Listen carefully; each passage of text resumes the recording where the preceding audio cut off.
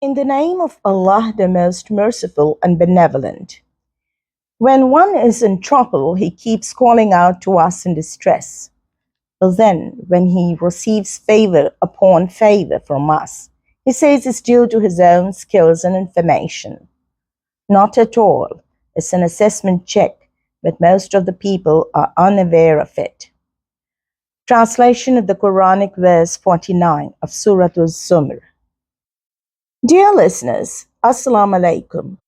Here what Allah is referring to is about the mankind in general. Though we all call upon Allah, crying, praying, and appealing to Him and only Him, whenever we find ourselves involved in some sort of a trouble. But there are a few amongst us who aren't grateful enough to realize the fact that it's Allah who has helped us out of it, or we would have been still suffering. These certain kind of individuals aren't only thankless, but they are arrogant as well.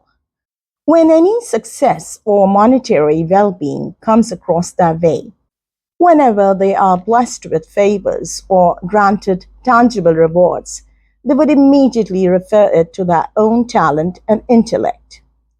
We would find many such examples from our society who are so full of themselves that they hardly pay any value to others. If their lives are successful, according to them, it's either due to their knowledge and education or to their intellect and expertise. Moreover, the ones who are not fortunate enough to compete with them or come up to their standards, they would just look down upon them. At this moment, they completely forget that there is someone, the one and the only one, above them, who has created them and everyone else around them, and plus everything material or immaterial too. It's Him who made it possible for them to gain and succeed, who granted them the intellect, their talents, their physique, and above all, the surroundings, the society, the families in which they grew up and got groomed, trained, and educated to this level, where at present they proudly stand in a firm position. Allah is denying it that is not the case.